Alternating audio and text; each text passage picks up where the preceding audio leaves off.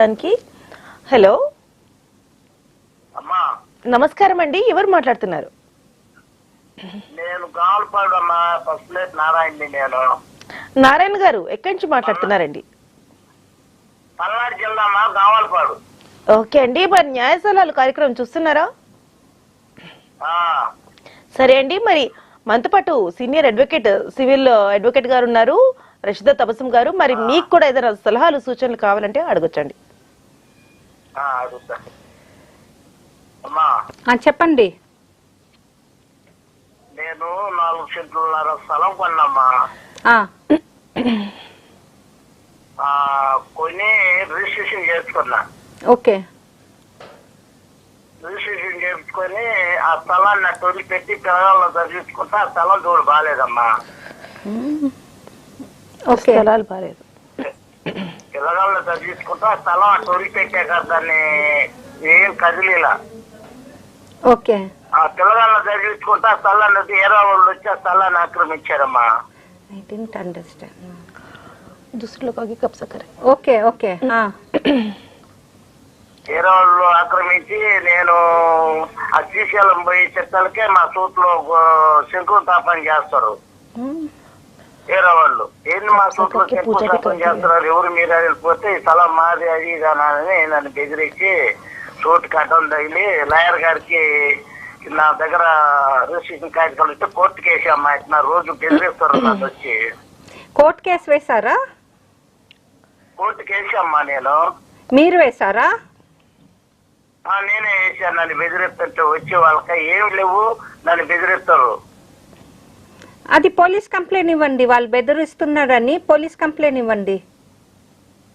Police complaint ఇస్తే వాళ్ళు తీసుకోవట్లేదమ్మా. వాళ్ళు ఉద్యోగస్తులు ఏం వాళ్ళు పోలీసు వాళ్ళ దగ్గర పోయి మాట్లాడతాం, రాజకీయ నాయకుల దగ్గర నూరు కట్టేయటం. వాళ్ళు కొంచెం పెద్దవాళ్ళు అనుకుంటా. సరే, మీరు ఏం చేయంటే మీరు లాయర్ గారిని కలిసి, ఇది క్రిమినల్ కేసు లాగా అవుతుందండి. మీరు ఏం చేయంటే లాయర్ గారిని కలిసి ఇప్పుడు వాళ్ళు నోటీస్ పంపిస్తాడు. నేను కోర్టు కేసు అమ్మా. అంతకు ముందు మోసం చేసిండు. అయ్యో, ఫస్ట్ పెట్టుకున్న లాయర్ గారు నన్ను మస్తారావు గారు ఆయన వాళ్ళకి బెండ్ అయిపోయి వాళ్ళకి కోర్టు స్టే ఇచ్చినట్టుగా, వాళ్ళకు కోర్టు కాగితాలు స్టే ఇచ్చేటట్టుగా చెప్పించిండు. వాళ్ళకి నా దగ్గర డబ్బులు తీసుకొని నేను కోర్టుకి వెళ్తే వాళ్ళకి మెయిల్ చేసి. అమ్మా, మీ ఏ కోర్టు వస్తుంది? ఏ జ్యూరిడిక్షన్ మీ కోర్టు? ఎక్కడ, ఏ ఊర్లో కోర్టు?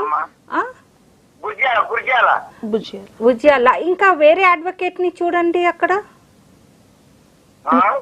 వేరే అడ్వకేట్ ని చూడండి, లాయర్ గారు, వేరే లాయర్ గారిని చూడండి. ఏదో లాయర్ గారు గుంటూరు కడప లాయర్ గారిని పెట్టుకుని వ్యాపారాన్ని మళ్ళీ వేసామని మళ్ళీ కేసు మన మధ్య 3 నెలలు అవుతుంది. వేస్తే మళ్ళీ నాకు స్టే ఇచ్చిందమ్మా కోర్టు. ఇంకా మంచిదిలే, మీకు స్టే ఇస్తే. అన్ని రిజిస్ట్రేషన్ కార్యక్రమాలు అన్ని దొంగలు గుర్తిస్తారమ్మా వాళ్ళు. అవునమ్మా, అది కోర్టు డిసైడ్ చేస్తుంది. అది సివిల్ కేస్. మీకు బెదిరిస్తున్నారు అన్నారు చూడండి మీరు, అది కూడా క్రిమినల్ కేసు కింద వస్తుంది. బెదిరిస్తున్నాడు, మీరు క్రిమినల్ కేసు కూడా వేయవచ్చు.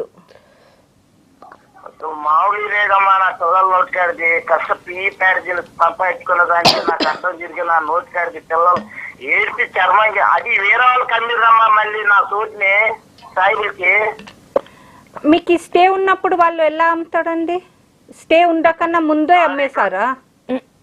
వాళ్ళకి కోర్టు చేయించిందన్న దాని మీద అమ్మిరమ్మా ఏరో వాళ్ళకి స్థలం సాయిబులకి. మళ్ళా మీకు ఇవ్వలేదా? కోర్టు మళ్ళీ వాళ్ళకి అమ్మితే మేము మళ్ళీ కోర్టుకి నోటీసులు పంపించి లాయర్ గారిని పట్టుకొని నోటీసులు పంపించి మా కోర్టు స్టే ఇచ్చింది కట్టుకోమని. మళ్ళీ ఎవరికి ఇచ్చారు స్టే? మాకే ఇచ్చిందమ్మా. మీకు ఇచ్చే ముందే వాళ్ళు అమ్మేశారా? అమ్మేశారు వాళ్ళు. మళ్ళా వాళ్ళు ఎవరికో అమ్మారు చూడండి, వాళ్ళకి కూడా పార్టీ చేయించండి కోర్టులో. ఎవరికో అమ్మారు చూడండి వాళ్ళు, ఆ మనిషిని కూడా పార్టీ చేయండి కోర్టులో. వాళ్ళ పేరు కూడా రాపించండి కేసులో. మీ అడ్వకేట్ సలహా ఇస్తాడండి, మీ అడ్వకేట్ సలహా ఇస్తాడు. అది ఏంటంటే ఇవి కొత్త కొన్నారు చూడండి, వాళ్ళకి కూడా కేసులో పార్టీ చేయాలి, చేసి ఇంకా ఇక్కడ పోలీస్ కంప్లైంట్ కూడా ఇవ్వాలి. వాళ్ళ పేరు కూడా కోర్టులో ఇవ్వమంటారమ్మా? వాళ్ళ మీద సెపరేట్ కేసు, అంటే వేరే కేసు అవసరం లేదు, మీ కేసులోనే వాళ్ళ పేరు కూడా పెట్టాలి.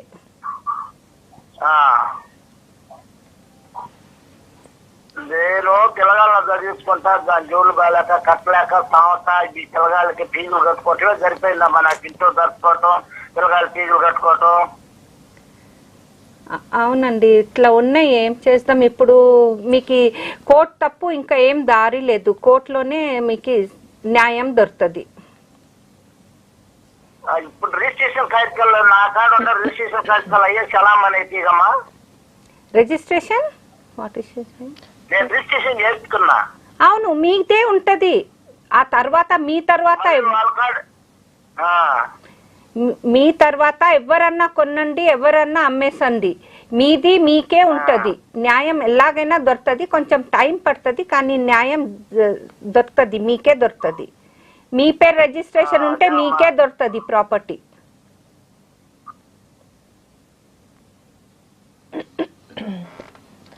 థ్యాంక్ యూ సో మచ్ అండి.